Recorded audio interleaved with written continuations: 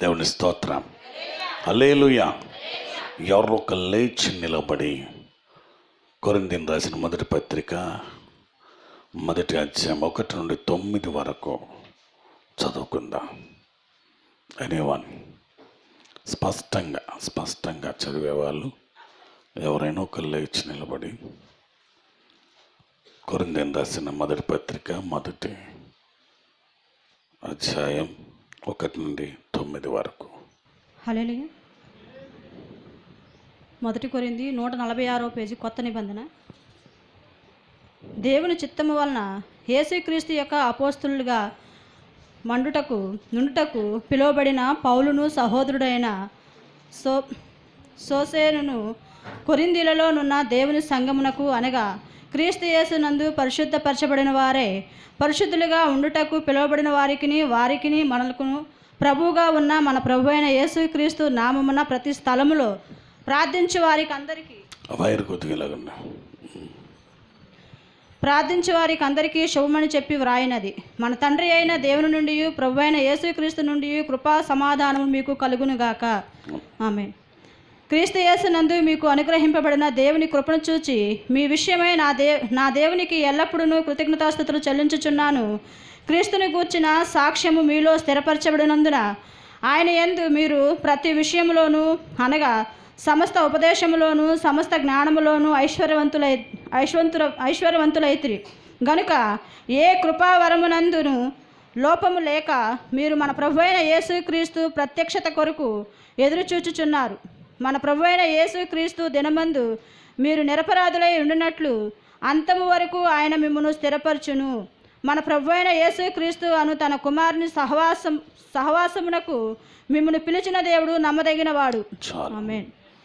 దేవుడి వాక్యం మన వెనికిలో దీవించును గాక. ఆమేన్, ఆమేన్. కొరింథీ సంఘము చాలా భయంకరమైన సంఘం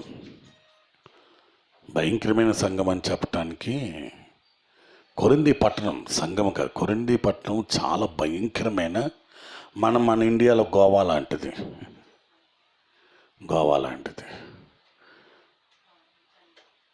ఎందుకంటే చాలా భయంకరమైన పట్టణం అది. ఒక ప్రాంతం నుండి ఇంకో ప్రాంతానికి వెళ్ళటానికి మధ్యలో స్టాపింగ్ ఉండేది. అది స్టాపింగ్ అంటే అక్కడ కొంత ఆగి రిలాక్స్ అయ్యిందని. అక్కడ అర్థామి దేవత అనే ఒక దేవతను కొలిసేవారు. ఒళ్ళంతా స్థానాలతో ఉండేది.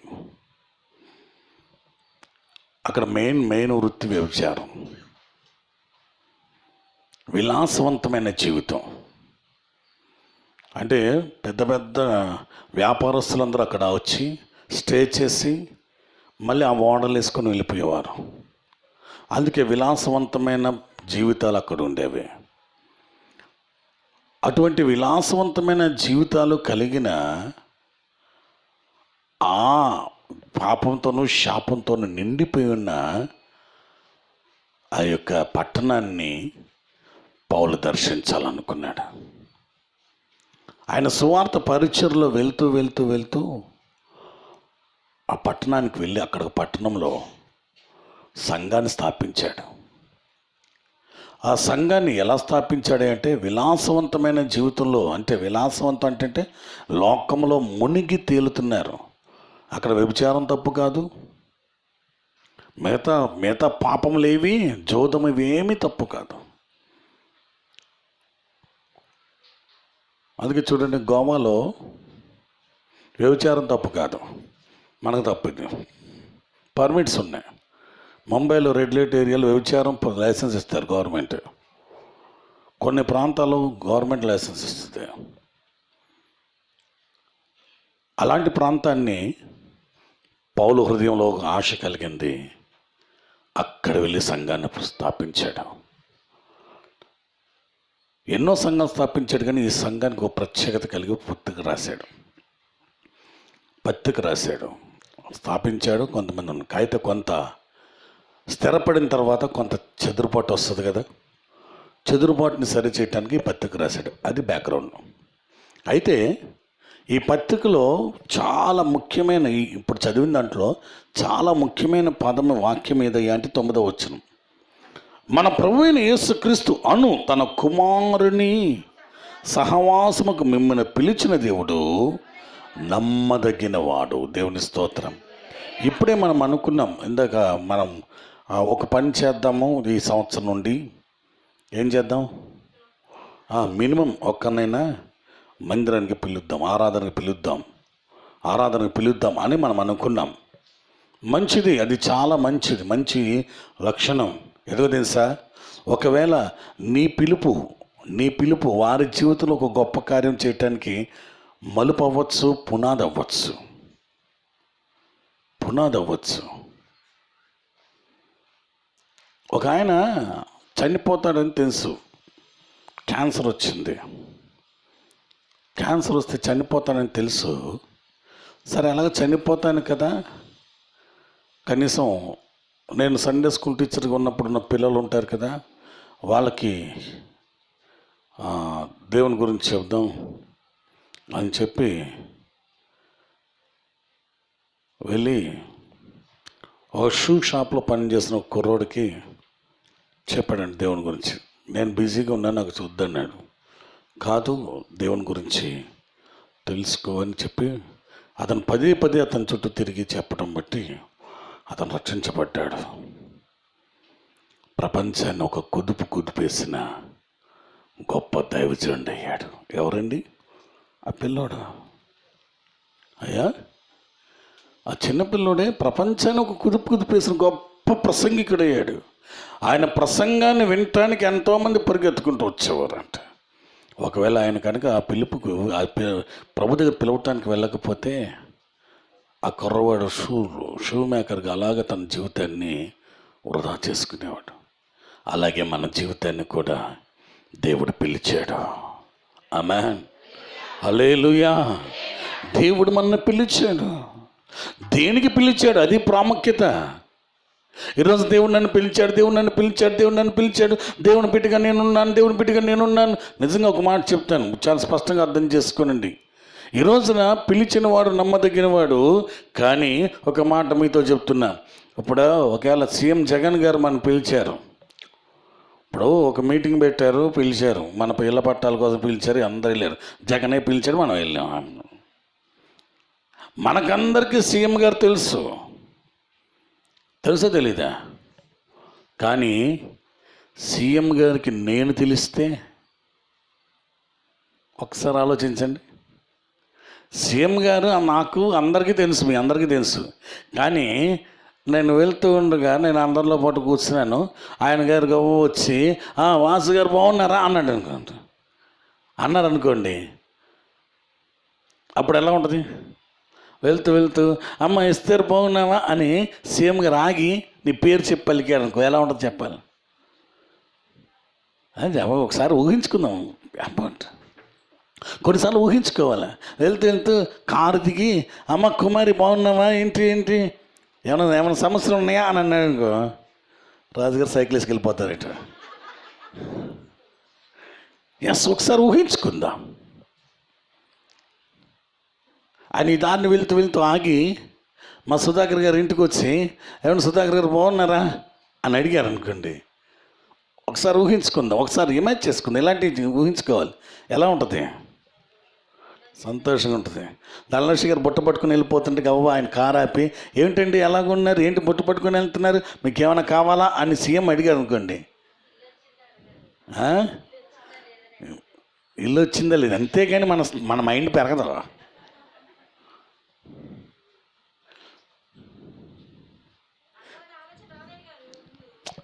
అడగటం కాదు, అది తర్వాత విషయం. ఏం అడగాలన్న తర్వాత విషయం. ఈ చుట్టుపక్కల ఉన్న వాళ్ళందరూ మనల్ని ఎలా చూస్తారు? ఒక్కసారిగా మనం సెలబ్రిటీ అయిపోతాం. అవునా కదా?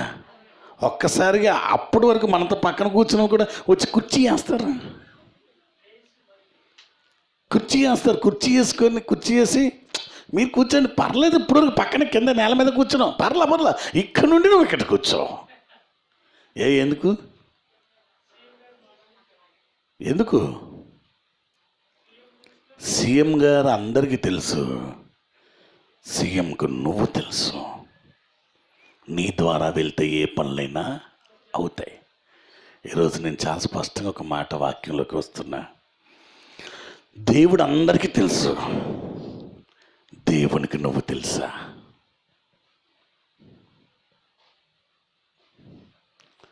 తెలుసండి, ఎందుకు తెలీదు ఆయన? నా ఓటర్ లిస్ట్ తెలుసు, నా ఆధార్ కార్డు తెలుసు, జగన్ గారికి, సీఎం గారికి ఒకవేళ ఇంట్లో పట్టా ఇస్తే ఇంట్లో పట్టా సంగతి తెలుసు, ఆయన ఫోటో ఉంటుంది, అన్నీ తెలుసు. కాదు, నేను వ్యక్తిగతంగా తెలుసా? ఆయన రక్షించాడండి అందుకు తెలుసు, అది కాదు. నీ వ్యక్తిగతంగా దేవునికి నీ గురించి తెలుసా? చూపించేది కాదు, నీ వ్యక్తిగతమైన జీవితం ద్వారా దేవునికి తెలుసా? లోకానికి ప్రకటించేది, దేవుని సంతోషపరిచేది. నా ప్రశ్న అర్థమైందా మీకు? నాకు దేవుడు తెలుసు కాదంటలేదు, ఎస్ ఐఎమ్ రైట్. నాకు తెలుసు దేవుడు, నా గురించి దేవుడు తెలుసు కాదు, నా గురించి, నా వ్యక్తిత్వం గురించి, నా వ్యక్తిగతమైన జీవితం గురించి దేవుడికి తెలుసా? ఆలోచించకుండా చెయ్యొద్దు. కొన్నిసార్లు అన్నిటికీ ఉప్పొంగే అలవాటు చాలా మందికి. ఏంటి తెలుసా? అంటే పొంగిపోద్ది, కానీ అసలు విషయం తెలియదు. తెలుసా? గిన్నెలో పాలు తిప్పగానే ఏమవుతుంది? పొంగిపోతాయి. అబ్బో పొంగిపోగానే అనుకుంటాం, గిన్నె నిండా పాలు ఉన్నాయి అనుకుంటాం. ఏముంటుంది పొంగిపోయాక? అసలు ఉండవు, అడుగున ఎక్కడో ఉంటాయి. పొంగిపోయే అనుభవం ఎప్పుడు కూడా డేంజరే. ఉప్పొంగకూడదు, ఉన్న స్థితిని తెలియచేయాలి. ఈరోజు నా ప్రభు అంటున్నారు, దేనికి పిలిచాడు మిమ్మల్ని? దేనికి పిలిచాడు మిమ్మల్ని? ఎస్, ఈరోజు అందరికీ తెలుసు, నాకు దేవుడు తెలుసు అండి, దేవుడు నాకు రక్షణ ఇచ్చాడు, దేవుడు నాకు మంచి ఇల్లు ఇచ్చాడు, మంచి అన్నీ చెప్తున్నాం. కానీ అసలు దేనికి పిలిచాడు దేవుడు నిన్ను? ఎందుకు పిలిచాడు అసలు దేవుడు నిన్ను? ఇక్కడే ఉంది ఆన్సర్, ఎక్కడ ఎత్తకాల్సిన అవసరంలా. దేనికండి? ఏ సహవాసం అది? తన కుమారుని సహవాసం. ఎస్, రిలేషన్షిప్ విత్ క్రైస్ట్, దేవునితో కలిసి బంధం. ఇప్పుడు దేవుని బిడ్డలము అని మనం తెలియచేయటానికి రుజువేమిటి? ఎస్, చాలా స్పష్టంగా అర్థం చేసుకోవాలి. నేను దేవుని బిడ్డను అంటానికి రుజువేంటి? ఏ సాక్ష్యం? పాచంతకాయ ఇలాగే ఎప్పుడు చూసినా ఒకటే సాక్ష్యం, కొత్త సాక్ష్యాలు ఉండవు. ఎప్పుడండి దేవుడు మమ్మల్ని ఫలానా టైంలో అంటే ఈలోపు ఏమి చేయలేదు దేవుడు. సాక్ష్యం అన్నది ప్రవాహం అండి. సాక్ష్య జీవితం అన్నది చాలా ప్రాముఖ్యమైనది.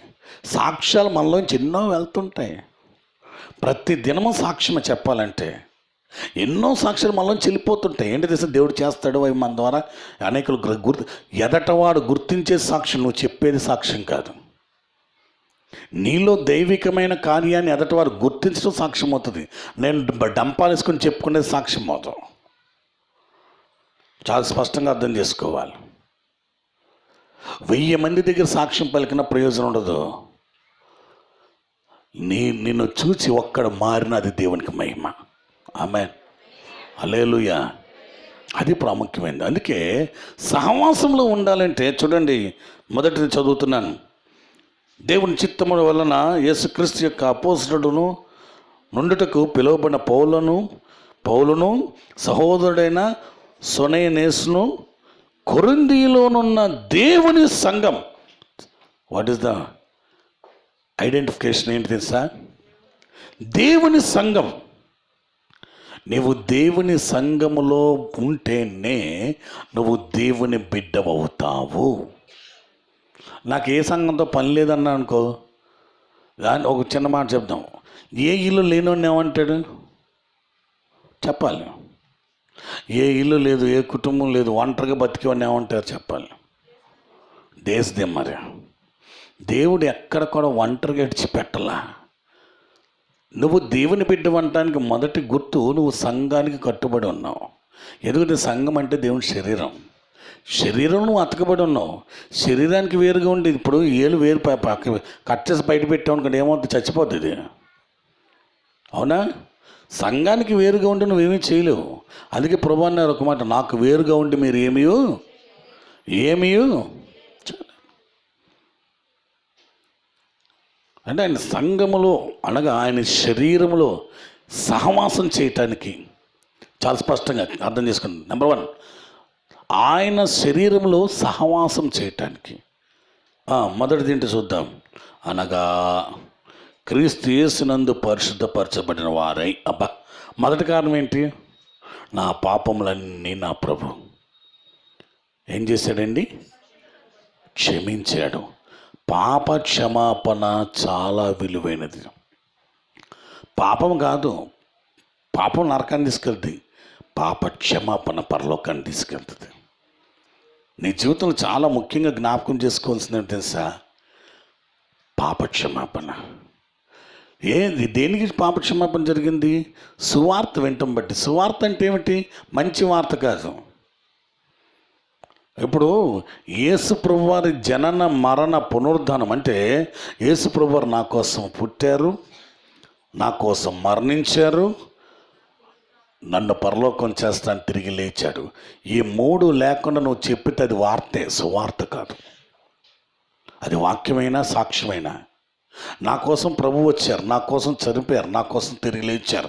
ఈ 3 మాటలు చెప్పకుండా నువ్వు ఎంత గొప్ప చెప్పినా అది అన్నం లేని కూర లాంటిదే. అది ఎప్పటికీ వార్తే కానీ సువార్త కాదు. ఈరోజు నువ్వు సువార్తను ఆనుదినం ఎప్పుడో ఒకసారి కాదు, అనుదినము నా జీవితంలో నేను క్రీస్తు సంఘములో అనగా దేవుని శరీరంలో ఉన్నానంటానికి అనుదినము నేను జ్ఞాపకం చేసుకోవాలి. ప్రభు నా కోసం వచ్చారు, ప్రభు నా కోసము నా పాపం కోసం మరణించారు, ప్రభు నా కోసము తిరిగి లేచారు. ఎందుకు తెలుసు? ఆయనతో ఉండటానికి. ఇది కంప్లీట్ అయిపోయిందా? కంప్లీట్ అవ్వలేదు. మొదటిది ఏంటి? నా కోసం వచ్చారు, కంప్లీట్ అయిపోయింది. రెండోది ఏంటి? నా కోసం మరణించి కంప్లీట్ అయిపోయింది. మూడోది ఏంటి? తిరిగి లేచారు, కంప్లీట్ అయిపోయింది. అయిపోయిందా? అయిపోయింది. కానీ దాంట్లో పూర్తి అమల తిరిగి లేచారన్నది ప్రారంభించబడింది మన జీవితంలో. వచ్చింది పూర్తయింది, మరణించింది పూర్తయింది, తిరిగి లేచారన్నది ప్రారంభించబడింది. ఎందుకోసం తిరిగి లేచారంటే ఆయనతో కూర్చోటానికి. ఆమేన్. ఇది పూర్తయిందా? ఎప్పుడు పూర్తవుతుంది? నేను పరలోకంలో చేరాక అవుతుంది. ఆ కుడి పక్కన దొంగ అంటున్నాడు, దేవుడు నన్ను జ్ఞాపకం చేసుకోనంటే, నేడు నువ్వు నాతో కూడా. ఎవరితో కూడా? ఎప్పుడు రక్షణ పూర్తిగా వచ్చినట్టు ఆయనకి? యేసయ్యతో కలిసి కూర్చున్నప్పుడే రక్షణ పూర్తయినట్టు. ఈరోజు మనం రక్షణలో ఉన్నాం, రక్షణ పూర్తవలా. పర్లా, నేను రక్షించబడ్డే పరలోకానికి వెళ్ళిపోతానంటే డైరెక్ట్గా పాతాళానికి వెళ్ళిపోతావు. సైడ్ రూట్లు కూడా లేవు, డైరెక్ట్ రూటే. ఎవరితో? క్రీస్తుతో కూడా నువ్వు పరలోకంలో కూర్చోవాలి. అంటే అనుదినము ఆగినలో నీవు దేవుని సంఘంగా ఉండటానికి మొదటి అర్హత ఆయన నన్ను పరిశుద్ధపరిచాడు. దేవుని స్తోత్రం. అయితే సరిపోయింది. అయిపోయిందా? ఇళ్ళ పట్టాలు ఇచ్చేసాడు, అయిపోయిందా? ఏం చేయాలి? 3 ఆప్షన్స్ ఇచ్చాడండి. ఏం చెప్పండి? మీరే పెట్టుబడి పెట్టి కట్టుకోండి. 2, మీరు కడుతుంటే మెటీరియల్ ఇస్తాం. 3, మేమే కడతాం. ఇప్పుడు దేవుడు కూడా 3 ఆప్షన్స్ ఇచ్చాడు అనుకున్నాం. నీ క్రియలు నీ ఇష్టానుసారంగా బతుకు, కానీ నేను లెక్క చూస్తా. రెండోది, నువ్వు ఒదిగిన కొద్దీ నేను నిన్ను ఎదిగింప చేస్తాను. 3, నేనే కట్టుకుంటా నువ్వు నా చేతులు పెడితే. ఏది బెస్ట్ అంటారు? మీరు ఎంతమందికి ఇళ్ళ పట్టాలు వచ్చినాయి? అంటే 1, 2, 3, 4, 5. ఏ ఆప్షన్ ఇచ్చారు? అందరూ 3 ఇచ్చారా? అరే, మనం కట్టుకుంటే చాలా బాగుంటుంది కదా, చక్కగా లోతుగా వేసుకొని పునాదులు. నాకు ఇది మనం ఉండటానికే కదా, తేరగా వచ్చారేంటి? మనం కష్టపడదాం. ఒకటి తెలుసు, మనం ఒంటరిగా పోరాడలేమని తెలుసు. అక్కడైతే సమూహంగా మనకు కావాల్సినట్టు చేస్తాడని తెలుసు. దేవుని స్తోత్రం. హల్లెలూయా, హల్లెలూయా. ఈరోజు చాలా స్పష్టంగా ఒక సత్యాన్ని మనం తెలుసుకుందాం. నెంబర్ 1, మనం పరిశుద్ధపరిచాడు అని చెప్పుకుంటున్నాం, కానీ పౌలు చాలా స్పష్టంగా ఒక మాట చెప్తున్నాడు. చదవండి. పరిశుద్ధులుగా ఉండుటకు పిలువబడిన వారికి. అదేంటిది? పరిశుద్ధపరిచాక మళ్ళీ పరిశుద్ధులుగా ఉండుటకేంటి?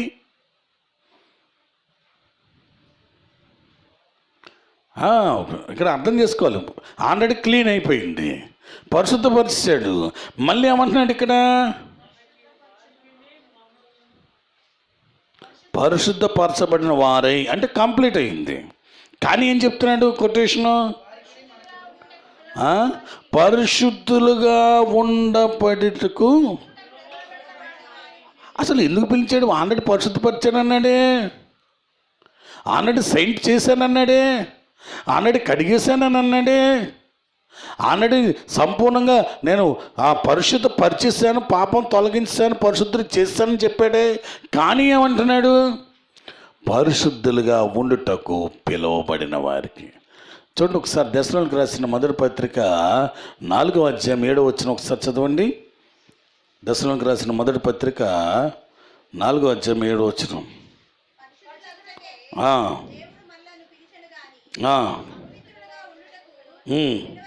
చాలు.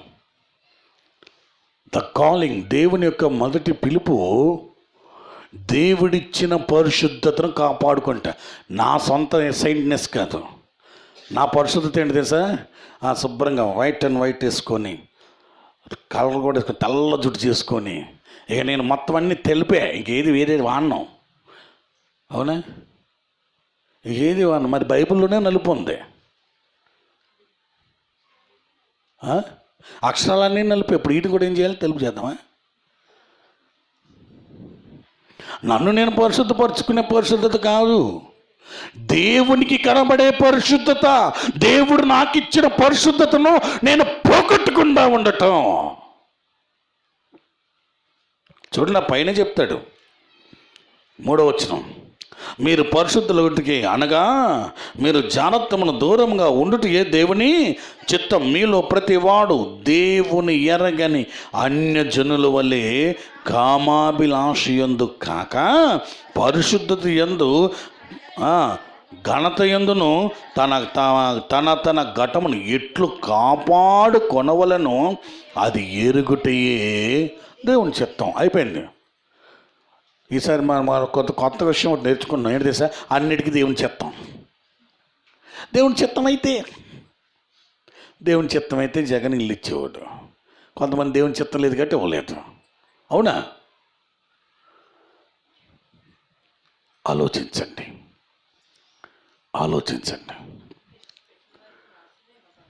అప్లికేషన్ పెట్టిన వారు అందరికీ ఇవ్వలేదు. మళ్ళీ అర్హత ఉన్న వాళ్ళందరికీ ఇవ్వలేదు. దాంట్లో మళ్ళీ 2 విడతలు అన్నాడు. మొదటి సగం, తర్వాత సగం. అంటే ఓపిక లేని వాళ్ళకేమో లేట్గా ఇస్తాడు. అది సంగతి. దేవుడు మాకు ఎందుకు ఇవ్వలేదు ఆత్రం ఉంటుంది చూడండి, అలాంటి వాళ్ళు లేట్గా ఇస్తాడు. బాగా నవ్వుతుందండి, కుమారికి ఆత్రం ఎక్కువ ఉన్నట్టుంది. అదే అందుకే. ఎస్, దేవుడు ఎప్పుడు కూడా ఆత్రపడే వాళ్ళకి తొందరగా ఓడు. ఆలోచన కలిగి అంతవరకు వెయిట్ చేయిస్తాడు. ఈ ఆత్రంతో సగం జీవితం వెళ్ళిపోద్ది. వాళ్ళకి ఇచ్చాడు, మాకు ఎందుకోలేదు, మేము ఇంటి తక్కువ కావాలి కూర్చోడు కూడా ఇస్తున్నారు. అక్కడ కూర్చొని మాట్లాడుకుని చాలామంది అసలు 2 సిల్లు వాళ్ళకి ఇచ్చాడు, మాకు ఎందుకోలేదు. ఆడికి ఎందుకు ఇచ్చాడు మరి మాకు తెలీదు. నీకెందుకోలేదో నువ్వు గ్రహించాలి. అదే అర్థం చేసుకో. దేవుడు వాళ్ళకి ఎందుకు ఇచ్చాడో తెలీదు. నీకెందుకు ఇవ్వలేదంటే దేవుడు కోరిన అర్హత ఇచ్చిన పరిశుద్ధతను నువ్వు కాపాడకుండా ఉంటున్నావు కాబట్టి, అపరిశుద్ధత నీలో ఉంది కాబట్టి పరిశుద్ధ కార్యాలు దేవుడు నీతో చేయట్లా. మొక్కలేసి గంటల ప్రార్థన, సెల్ ఫోన్లో పిచ్చి అని చూడటం. ఇప్పుడు దేవుడు చేస్తాడా? నేను సూటిగానే మాట్లాడుతున్నా. ఇక్కడేమో భక్తిగా ప్రార్థన చేసేసి అక్కడ బయటకు వచ్చి నానా దుర్భాషలు ఆడతాం. దేవుడు చేసేస్తాడా?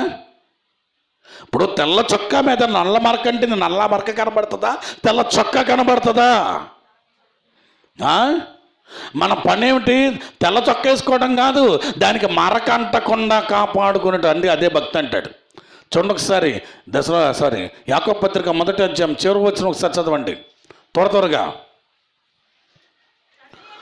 తండ్రి అయిన దేవుని ఎదుట పవిత్రమును నిష్కలంకమైన భక్తి అంటే చాలా స్పష్టంగా చెప్తున్నాడు. నీ భక్తి ఏమిటో చెప్తున్నాడు. చదవమ్మా. దిక్కులేని పిల్లలకు, విధవరాలకు వారి ఇబ్బందులు పరామర్శించుట, ఇహలోక మాలిన్యము అంటకుండా తమ్ము కాపాడుకొనుటయే నిష్కలంకమైన యథార్థవంతమైన భక్తి. అంటే దేవుడిచ్చిన పరిశుద్ధతను నువ్వు కాపాడుకొనుట భక్తి. మొక్కాలేసి గంటల ప్రార్థన చేశాను, దేవుడి కోసం ధారాళంగా ఇచ్చాను, దేవుని కోసం ఎన్నో జాతర, ఏం పనికిరావు. నీలో పాపం ఉన్నంత వరకు దేవుని పరిశుద్ధత పని చెయ్యదు. అందుకే అనుదినము నేను అందుకన్నాను, అనుదినము దేవుని సువార్త ఎదటి వారికి కాదు, మనకి కావాలి. అనుదినము సువార్త మనకు కావాలి. ఎప్పుడో విన్నామంటే రక్షించబడిపోయి అయిపోయింది, పాతపడిపోయింది కాబట్టి పాపం పెరిగిపోతుంది. దేవుడిచ్చిన పరిశుద్ధత, దేవుడిచ్చిన రక్షణ, దేవుడిచ్చిన ఆనందకరమైన జీవితము ఇప్పుడు పాతపడిపోయింది. ఎందుకు పాతపడిపోయిందంటే ఆయన ఇచ్చిన పరిశుద్ధత మనం కాపాడుకోవట్లా, మనకు నచ్చిన పరిశుద్ధతను దేవుని చూపించడానికి ఇష్టపడుతున్నాం. Who are you? ఎదుటివాడి లోపాన్ని ఎత్తి చెప్పడం నువ్వెవరివి? నువ్వేమన్నా పాపం తొలగించగలవా? నువ్వేమన్నా ప్రక్షాళన చేయగలవా? నువ్వేమన్నా వారి ఇబ్బంది నుండి తప్పించగలవా? చేయలేవే. ఏం చేయాలని దేవుడు చెయ్యాలి. నీకెలాగా చేశాడో వారికి ఎలాగ దేవుడు చెయ్యాలి. వారికి చెయ్యాలంటే నీ సాక్ష్యం నీకు కనబడాలి. నీ సాక్ష్యం కనబడటం ఏంటి తెలుసా? నాకు దేవుడు బలానా కార్యం చేశాడు, దేవుడు స్తోత్రం కలుగు, అది కాదు సాక్ష్యం. అది సాక్ష్యం అవదు. దేవుడు చేసిన మేలు కృతజ్ఞత అంటాను దాన్ని. దేవుడు చేసిన మేలు కృతజ్ఞత లేని వారు దేవునికి అసలు ఇష్టం కాదు. అందుకే మేలు చేయడం. మనసారా హృదయపూర్వక స్తుతిని చెల్లించావు సాక్ష్యానికి, దేవుడు చేసిన మేలుకి. పోయిన సంవత్సరం అంతా ఎన్ని చేసినా తే తే తే తే అంటూనే ఉంటాం. ఈ కడుపుకి ఎంత తిన్నా దీని తృప్తి తీరదండి. దీన్ని జయించేవాడే దేవుని సన్నిధిని జయించగలుగుతాడు. చూడండి, కొద్దిగా ఒక అరగంట లేటే చాలా ఆకలే అంటే ఇంక ఈ పరలోకానికి వెళ్ళాలి అంతే.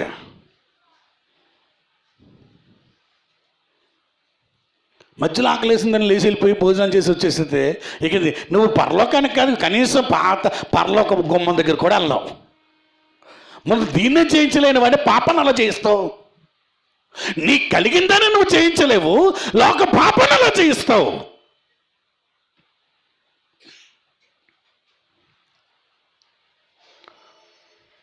ఒక 10 నిమిషాల గంట ఓపిక పట్టలేను నువ్వు నిత్యత్వంలో ఉండటానికి అర్హత ఎలా సంపాదిస్తావు?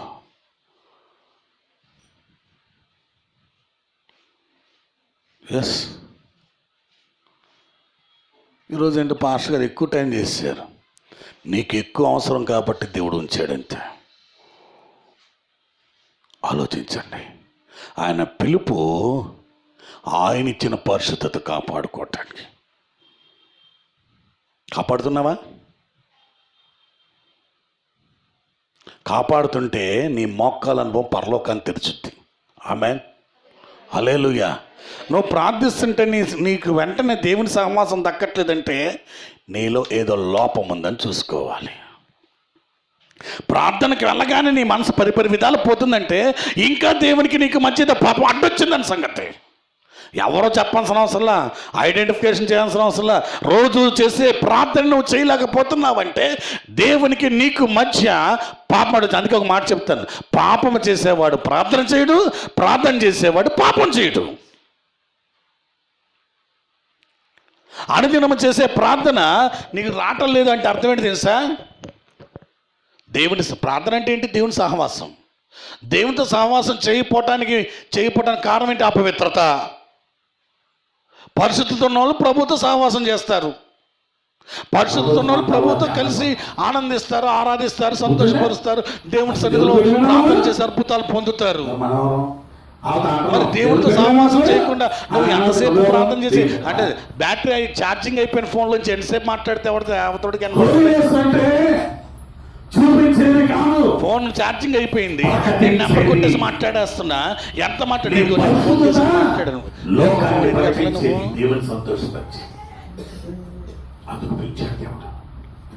ఫోన్ చేసి మాట్లాడితే బాలరాజు ఎందుకు ఎత్తలా ఫోన్ నువ్వు అంటే చూపిస్తాడు ఫోన్ ఏమని, మా ఫుల్ ఛార్జింగ్ ఉంది, మాకు మీ ఫోన్ చూసుకోండి, నాకు ఛార్జింగ్ లేదు.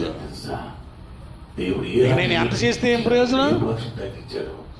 అవునా కదా? హోలీనెస్ లేకుండా ప్రాంప్ట్నెస్గా దేవుని సరిగ్గా ప్రార్థన చేస్తావా? సహవాసానికి పిలిచాడు. అందులో మొదటిది ఏమిటండి? The holiness. ఏది మనం చూపించేది కాదు, మనకు చాలా పరిశుద్ధి తెలుసు. అంటే అంత గొప్పగా చెప్తుంది సార్, దేవదూత మన తర్వాతే అన్నట్టు ఉంటాం. బుద్ధి ఉందా? అసలు దేవుని పెట్టవేనా నువ్వు? మరి మనం ఎవరు? వాళ్ళతో అంటున్నావు దేవుని పెట్టవేనా నువ్వు అని అంటున్నావు అంటే నువ్వెవరు? దెయ్యం పెట్టవా? హోలీనెస్ అంటే చూపించేది కాదు, ప్రకటించేది. నీ పరిశుద్ధత లోకానికి ప్రకటించేది, దేవుని సంతోషపరిచేది. అందుకు పిలిచాడు దేవుడు. అందుకే ఆయనతో సహవాసంతో ఉండటానికి పిలిచాడు. ఆ అర్హత దగ్గర తీసుకొచ్చేది తెలుసా?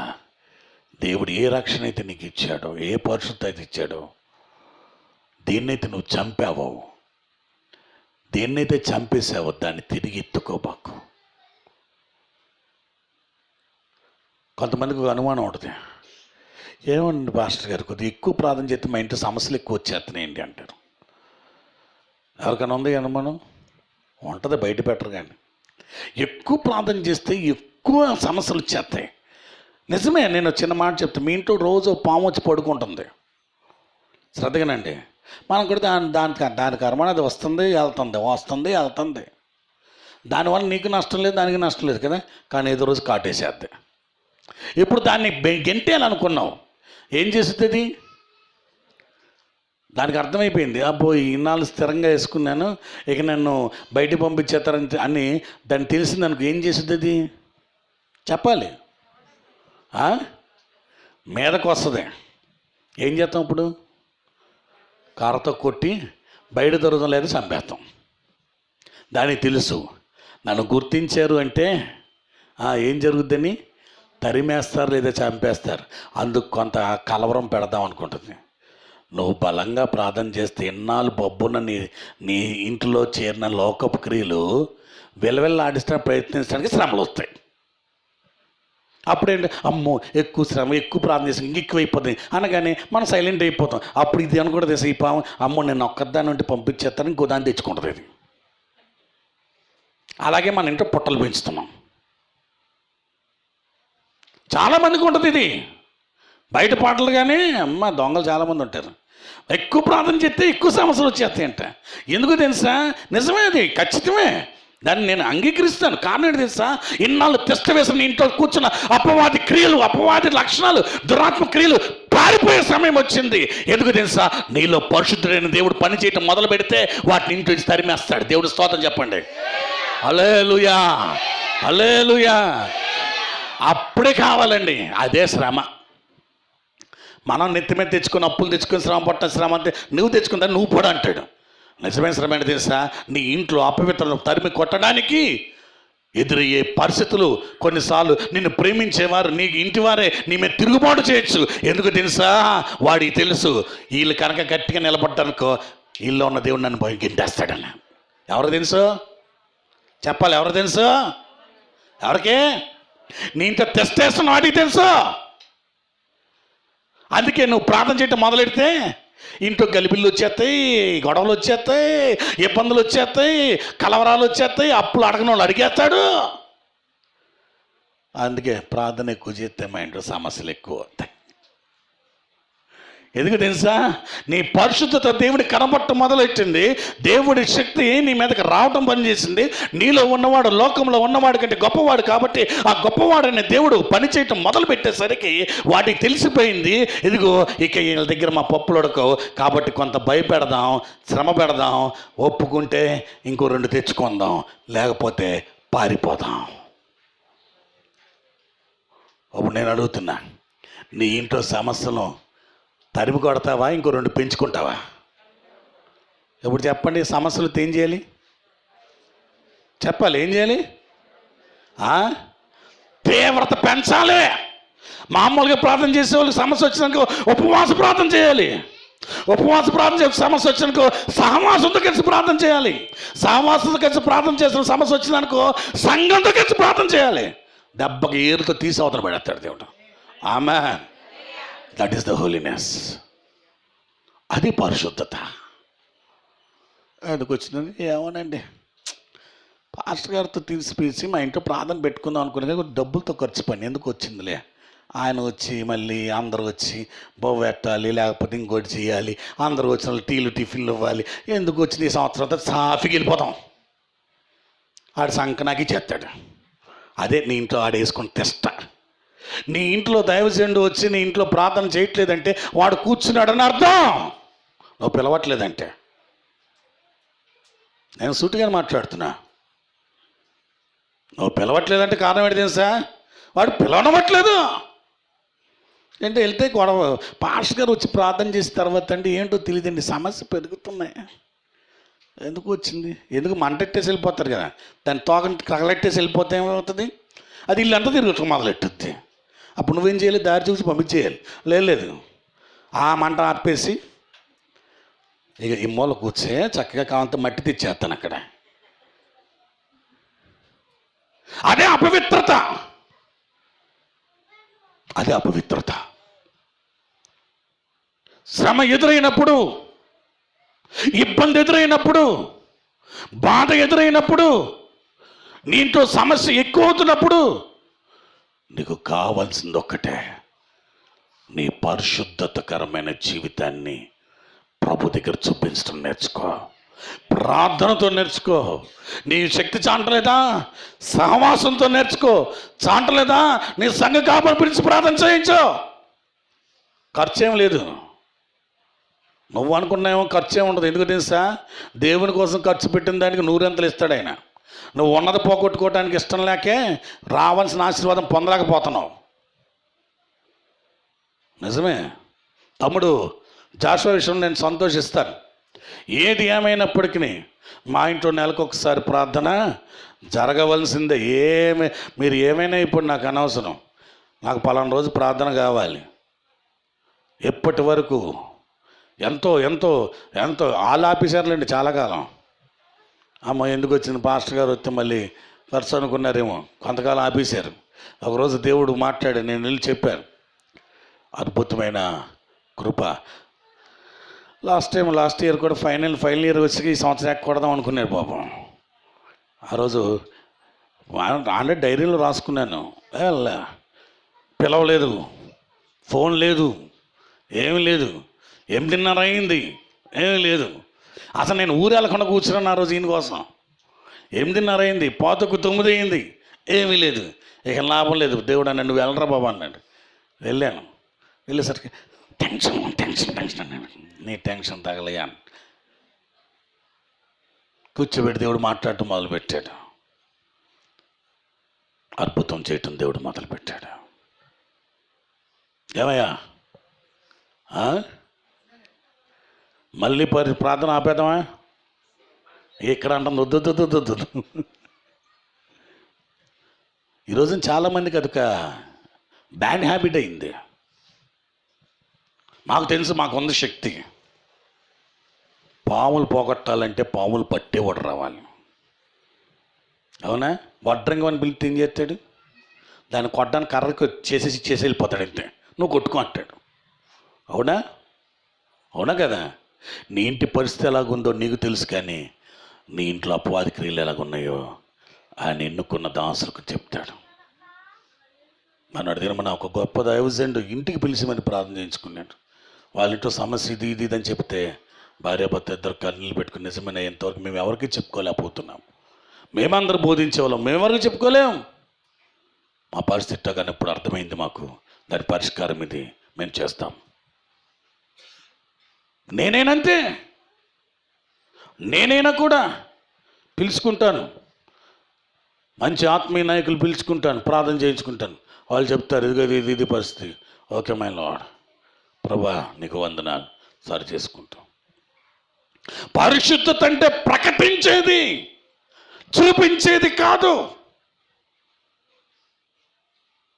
చూపించేది కాదు, ఆయనతో ఉన్నామని ప్రకటించేది. చనిపోయిన లాజరు తిరిగి లేచినప్పుడు, లాజరు అంతకుముందు రోడ్డు అమ్మడి తిరిగేవాడు. యేసుప్రభు వారు పక్కన కూర్చుంటే లాజరును, యేసయ్య లేపిన లాజరును యేసయ్యను చూడటానికి వచ్చింది అంట. అది సాక్ష్యం. ఎవరిని చూడటానికి వచ్చారు? యేసయ్యని కాదు, యేసయ్యను లేపిన లాజరు చూడటానికి వచ్చారు. ఈరోజు నీ పరిశుద్ధత ఏంటో తెలుసా? నీ సాక్ష్యం ఏంటో తెలుసా? యేసయ్య చేసిన కార్యాలు చూడటానికి నీ దగ్గరికి రావాలి. ఆమేన్, హల్లెలూయా. అందుకే మొదటిది ఏంటో తెలుసా? ఆయనతో ఉండటకు సహవాసం.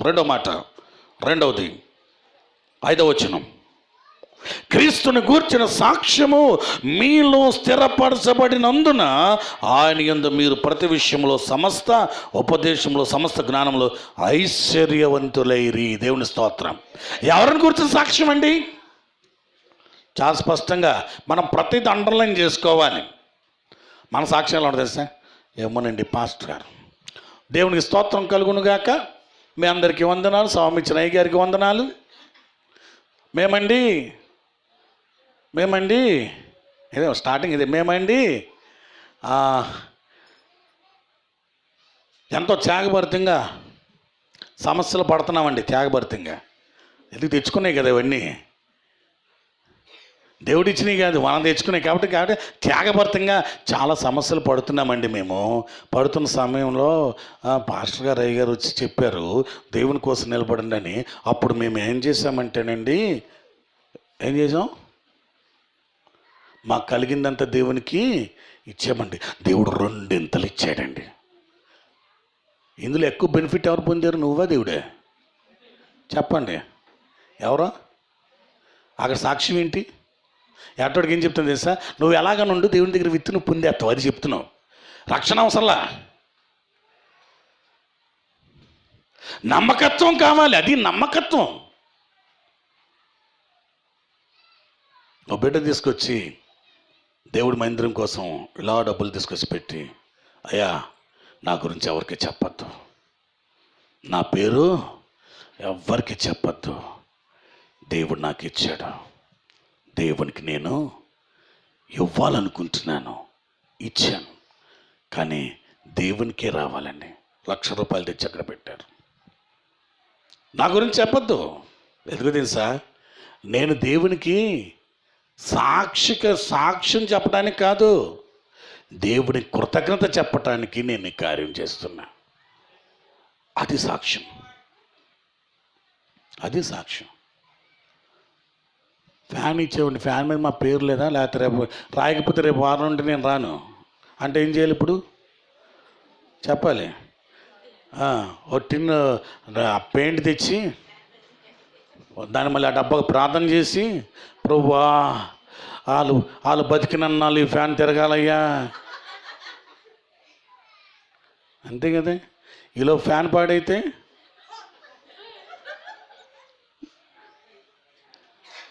అప్పుడు మా జాన్పాలను పిలిచి, బాబు దానికి కొద్దిగా పెయింట్ అయ్యి అంటే ఆయన పెయింట్లో ముంచి లేపుతాడు ఆయన. మా బాలరాజు బిగించి పడినాడు అనుకో, ఇక ఎప్పుడు తీయటం ఎవడదల్లా కాదు. ఈలో 10 రిపేర్ వచ్చేస్తాయి. ఇప్పుడు ఏం చేయాలి? చెప్పాలి. రిపేర్ వచ్చింది, పేరు రాసాము, ఇప్పుడు ఎవరు చేయించాలి? కొనిస్తారు, రిపేర్ కూడా చేయిస్తారేంటి? అవునా కదా? రిపేర్ కూడా అంతేగా. మరి కొనిచ్చింది ఎవరు? పేరు ఎవరిది? దేవుడిది కాదు, వాళ్ళదే. దేవుడి కాదు కదా, వాళ్ళది కదా. అదే తేడా వచ్చిన అన్నాలు పంపించటమే. అన్నీ పేరు కావాలి చెప్పండి, దాని ప్రతి దాని మీద పేరు రాసేస్తాను. రిపేర్ వస్తే మీ ఇంటికి పంపించేస్తాను. ఒకవేళ డబ్బులు ఇస్తే గోడ ఇది గోడ బహుకరణ దాన్ని పెయింట్ వేయించాలనుకో, రండి పెయింట్ వేయండి. పొగలు వచ్చిందనుకో, చేయించండి. ఎందుకు మీదది. అందుకే ఆయనతో సహవాసంతో ఉండటానికి పిలిచాడు. ఆ అర్హత పైన సీలింగ్ మీద బాలరాజు పేరు రాస్తా. దేవుడు ఏ రక్షణ అయితే నీకు ఇచ్చాడు, ఏ రక్షణ అయితే ఇచ్చాడు, బాలరాజు పేరు ఒక్కరు రాయన లక్ష్మి నీ పేరు కూడా రాస్తానమ్మా. ఎలక కొట్టిందనుకో, బాలరాజు ఎలక ఎందుకు వచ్చింది? ఆ ఎలకను పట్టి బయట పారే, అది నీ బాధ్యత. ఇది నీది. ఇది ఎక్కడ ఉన్నాడు? అది తీసి పడేసి మళ్ళీ చేసేంతవరకు, ఈ మందిరం ఉన్నంత వరకు అది నీది బాధ్యత. ఓకేనా? ఎవరు? ఆయన ఉన్నంత వరకు ఎందుకు? మళ్ళీ అలా కొడుకు రాడా? ఆడు పైన కూడా వేస్తాడు ఇప్పుడు. అటు నిజమేనండి. సాక్ష్యం అంటే మనం అనుకుంటున్నాము, మనము చేసేది సాక్ష్యం కాదు, మన ద్వారా దేవుడు జరిగించేది సాక్ష్యం. ఆమేన్, హల్లెలూయా. నేను చేసేది ఎప్పుడు సాక్ష్యం అవ్వదు. నా ద్వారా దేవుడు జరిగించే ప్రతి కార్యము సాక్ష్యము ఐశ్వర్యవంతునిగా మార్చుద్దంట. దేవుని స్తోత్రం చెప్పండి. ఎలాగంటండి? చదువుతాం ఒకసారి. సాక్ష్యము చదువమా. ఆయన యందు మీరు అనగా సమస్త ఉపదేశంలోను వాక్యము ద్వారా ఉపదేశం అంటే వాక్యం విన్నవాడు ఫలిస్తాడు, వాక్యం విన్నవాడు అభివృద్ధి పొందుతాడు, వాక్యం విన్నవాడు దీవించబడతాడు, వాక్యం విన్నవాడు సమృద్ధి క్షేమాన్ని పొందుతాడు. అంటే వాక్యం విన్నవాడు ఏం చేస్తాడు? అజ్ఞానం అయితే విని విడిచిపెడతాడు. జ్ఞానవంతుడు ఏం చేస్తాడు తెలుసా? ఆ వాక్యాన్ని విని జ్ఞానముతో దాన్ని వాడటం బట్టి ఐశ్వర్యవంతుడిగా మార్చబడతాడు. దేవుని స్తోత్రం. రెండవది చాలా ప్రాముఖ్యమైనది. మొదటిది నీ పరిశుద్ధత, రెండవది నీ సాక్ష్యము, ద విట్నెస్. నీ సాక్ష్యం చాలా బలమైంది. నీ సాక్ష్యం చాలా బలమైంది.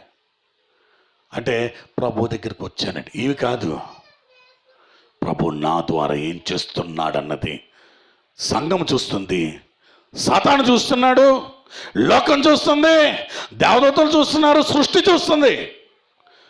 నీ ద్వారా దేవుడు చేసే కార్యాన్ని బట్టి నీలో గొప్పవాడు ఉన్నాడని అవి భయపడి పారిపోతున్నాయి. దేవదూతలు పరలోక ఆశీర్వాదం తెచ్చి నిన్ను ఐశ్వర్యవంతులుగా చేస్తున్నారు. దేవుని స్తోత్రం. హల్లెలూయా, హల్లెలూయా. అందుకే చూడండి, ప్రభుతో సహవాసం చేయాలంటే ముఖ్యంగా ఏం కాపాడుకోవాలి? నీ పరిశుద్ధత కాపాడుకోవాలి. రెండోది ఏం కాపాడుకోవాలి? నీ సాక్ష్యాన్ని కాపాడుకోవాలి. నీ సాక్ష్యాన్ని కాపాడుకోవాలి. అంటే పరిశుద్ధత హృదయంలో ఉంటుంది, సాక్ష్యం నీ క్రియల్లో ఉంటుంది. సాక్ష్యము నీ క్రియల్లో ఉంటుంది. నిన్ను గూర్చి సాక్ష్యం చెప్పే స్థితిలో దేవుడు నిలబెట్టును గాక. చప్పట్లు కూడా దేవుని మేము పరుద్దాం. నీ సాక్ష్యం బాగుంటే, నీ సాక్షికరమైన జీవితం బాగుంటే నువ్వు ఐశ్వర్యవంతులవే. దేవుని స్తోత్రం.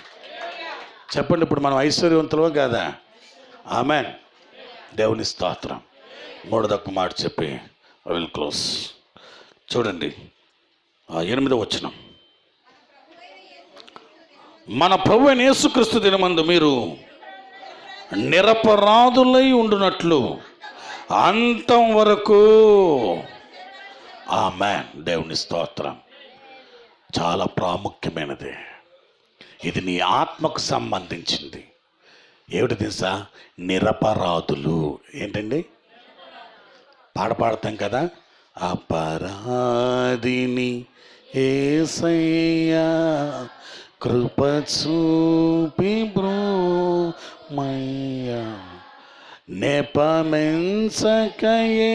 నీ కృపలో నా పరాధములను క్షమించు. చూడండి, పదంలో మొదటి వచనం తెలుసు, రెండో వచనం చెప్పండి. నెపమెంచకయే నీ కృపలో నా అపరాధములు క్షమించు. అంటే నా మీద తప్పులు చూపించకుండా నా అపరాధం క్షమించయ్యా. నేను అపరాధినే, కానీ నా తప్పులు నాకు తెలుసు. నువ్వు నాకు తీర్పు తీర్చడం కాదయ్యా. తీర్పు తీరిస్తే నేను నిలవలేను. నన్ను క్షమించి నా అపరాధం మన్నించు. దేవుని దినం, ప్రభు దినం అంటే చాలా స్పష్టంగా అర్థం చేసుకో. నువ్వు ప్రభు దగ్గరికి వెళ్ళేటప్పుడు కావచ్చు, ప్రభు భూమి మీదకి వచ్చేటప్పుడు కావచ్చు, నీ ఆత్మ చాలా విలువైనది. ఏది విలువైంది? నీ శరీరం కంటే నీ ఆత్మ. ఈరోజు ఆత్మ సంబంధమైన క్రియలు పక్కన పెట్టి భౌతిక సంబంధమైన క్రియల మీద దృష్టి పెట్టాం. మన శుక్రవారం అదే ప్రార్థన చేసుకున్నాం. మోకాలు ప్రార్థన చేస్తున్నారా? నిజమే, మోకాళ్ళ అనుభవం. ఆత్మ యందు, అంతరంగ పురుషుడు ఆత్మ యందు బలపరచబడాలి. ఈరోజు ఆత్మీయ జీవితానికి ప్రాధాన్యత ఇవ్వకుండా బ్రతికేవాడు ఎప్పుడు కూడా సుఖంగా జీవిస్తాడు. కానీ దేవుని తీర్పు దినాన నువ్వు తల ఎత్తుకొని నిలబడగలవా? బలా నమ్మకమైన మంచి దాసుడా, కొద్దిగలో నమ్మకంగా ఉన్నావు, విస్తారంగా దీవించబడతావు. నీ ఆత్మీయ జీవితాన్ని కాపాడుకుంటున్నావా? చాలా ప్రాముఖ్యమైనది ఈ రోజున. పాపంలో పడటం, లెగటం, మళ్ళీ ప్రభు అనుకోవటం, పాపంలో పడటం, లెగటం, ప్రభు అనుకోవటం అంటే నువ్వు పడిన ప్రతిసారి నీ ఆత్మీయ జీవిత పరిణితి తగ్గిపోతుంది. ఇప్పుడు బలమైన వ్యక్తి పడి కాలు ఇరిగిందండి, బాగు చేస్తారు, స్వస్థత పొందుతాడు. కానీ ఆ కాలు ఇరిగినట్టే ఉంటుందా? బలంగా మళ్ళీ ఆపరేషన్ చేసేసి ఆ రాడ్లు వేసేసి మొత్తం అంతా స్టాండర్డ్గా మళ్ళీ మామూలుగా నిలబడతాడు. కానీ ఆ లోపము, చెప్పాలి, లోపము. ఎందుకంత ఈజీగా తీసుకుంటున్నాం ఆత్మీయ జీవితాన్ని? ఎందుకంత ఈజీగా తీసుకుంటున్నాం ఆత్మీయ జీవితాన్ని? ఇంకోసారి పడి ఇంకో చెయ్యి ఇరిగింది, మళ్ళీ దీనికి రాడ్లు వేస్తారు, ట్యాక్ చేస్తారు, మళ్ళీ నీ పన్ను వచ్చేసుకున్నావు. లోపము. నువ్వు బలంగానే ఉంటావు. ఎప్పుడు బలపడతావు? ఇవన్నీ ఎప్పుడు బయటపడతాయి చెప్పాలి. ఎప్పుడైతే మనకు బలహీనత వస్తుందో ఇవన్నీ బయటకు వస్తాయి. అప్పుడు నేను బలవంతుడిని అనుకుంటే చెల్లుద్దా? దేవుడు మనం బలవంతులుగా చేశాడా, బలహీనుడిగా చేశాడా? బలవంతుడిగా, ఆత్మయందు తీవ్రత గలవారమై. నీ ఆత్మీయ జీవితం చాలా ఉత్తమమైనది. అందులో నువ్వు స్థిరంగా కాపాడుకోకపోతే పడిన ప్రతిసారి నీకు ఇచ్చిన కృపావరములు పరిధి తగ్గిపోవటం మొదలవుతుంది. ఒకప్పుడు విస్తారంగా నీ కృపావరాలు వాడేవాడివి. ఇప్పుడు ఏమైపోయింది? వాడటం తగ్గిపోతుందంటే అర్థం ఏంటి తెలుసా? నీ ఆత్మీయ జీవితం కుంచుకుపోయిందని అర్థం. ఒకప్పుడు మోకాలేసి గంటల ప్రార్థన చేసేవాడివి, లేకపోతే చేసేదానివి, ఎక్కడికంటే అక్కడ దేవుని పని మీద పరిగెత్తేదానివి. ఇప్పుడు చేయలేకపోతున్నావంటే అయ్యో నాకు టైం లేదు, కుదరట్లేదు కాదు. నీ ఆత్మీయ పరిణితి తగ్గిపోయింది. కాబట్టి అది ఎంతవరకు పనిచేస్తుంది? నీకు నీ కుటుంబం వరకే పనిచేస్తుంది అంతే. ఒక్కోసారి అది కుటుంబానికి కూడా పనిచేయట్లా, నీ వరకే పనిచేస్తుంది. అంటే నువ్వు అర్థం చేసుకోవాలి. ఏమైంది తెలుసా? బలమైన వాడు పిల్లవాడు అయ్యాడు అనమాట. వాస్తవంగా ఏంటో తెలుసా? పిల్లోడు బలవంతుడు అవ్వాలి. పిల్లోడు ఏమవ్వాలి? బలవంతుడు అవ్వాలి. కానీ రివర్స్ ఏంటి? ఎలాగవుతా చెప్పాలి. చిన్న మాట. పిల్లోడు బలవంతుడు అవుతాడు, మళ్ళీ బలవంతుడు పిల్లోడు ఎలాగవుతాడు? సాధ్యమా? ఎందుకు కాదండి? ముసలోళ్ళు అయిపోతే ఏమవుతారు? పిల్లలతో సమానం కదా. అందుకే మానవుడు అంటే అందరికీ 60 సంవత్సరాలు ఇచ్చాడంట, 40 సంవత్సరాలు ఇచ్చాడంట. 40 సంవత్సరాలు ఇస్తే అన్ని జంతువులకి అన్నిటికీ వెంటనే గాడిద వచ్చిందంట. అయ్యా నాకు అంత వద్దు, నాకు 20 సంవత్సరాలు చాలు అన్నంటే, చాలు అందంట. సరే 20 సంవత్సరాలు తీసి పక్కన పెట్టాడు. తర్వాత కుక్క వచ్చిందంట. కుక్క వచ్చేసరికి నాకు కూడా 40 సంవత్సరాలు వద్దు, 20 సంవత్సరాలు చాలు అని 20 సంవత్సరాలు తీసాడంట. తర్వాత కోతి వచ్చిందంట. కోతి వచ్చి అడిగిందంట, నాకు వద్దు 20 సంవత్సరాలు చాలని 20 సంవత్సరాలు తీసుకు. తర్వాత మనిషి వచ్చాడంట. మనిషి వచ్చి అన్నాడంట, ఏంటి నీకేంటి, నీకెంత, నాకు చాలా 40 సంవత్సరాలు, మొత్తం నాకు 100 కావాలన్నాడంట. అప్పుడు నేను ఆల్రెడీ 40 పెట్టాను, ఎక్కువ లేదు అన్నాడు. లేదు నాకు 100 కావాల్సిందే, ఇవ్వాల్సిందే అన్నాడు. అయితే మరి కుదరదానంట. అయితే అక్కడ పక్కన ఉంది కదా, ఇచ్చానంట. ఇచ్చాడు. అందుకే 40 సంవత్సరాలకి ఏ బాధ ఉండదు. తర్వాత 40 సంవత్సరాల నుండి పిల్లలు ఎదుగుతారు, గాడిద పొరుగులు స్టార్ట్ అవుతాయి. 60 ఏళ్ళ వరకు ఇలా పిల్లలు చేసి చెప్పాలి. 40 నుండి 60 వరకు ఏంటి, గాడి చాకరీ మొయ్యాల్సిందే. పిల్లలు మొయ్యాలి, వాళ్ళ పెళ్ళిళ్ళు మొయ్యాలి, చదువులు మొయ్యాలి, వాళ్ళ పెళ్ళిళ్ళు చేసి అమ్మాయి 60 సంవత్సరాలు రిలాక్స్ అవుతుంది. రిటైర్మెంట్ అయ్యాక కొడుకు కావాలంటే నేను ఇంటి దగ్గర కూర్చో, కాపలకాయ కొక్క బతుకు, కాపలకాయ మేము వెళ్ళొస్తాం, మేము సంపాదించుకుంటాం, నువ్వు ఇంటికి కూర్చో. ఏ బతుకుది. తర్వాత 80 ఏళ్ళు అన్నీ వంగిపోతాయి. అప్పుడు ఏ చేష్టలు ఉంటాయంటే పిల్లలతో తీసుకొని తినేయటం, చిన్నపిల్లల ఆశ. ఇప్పుడు చెప్పండి,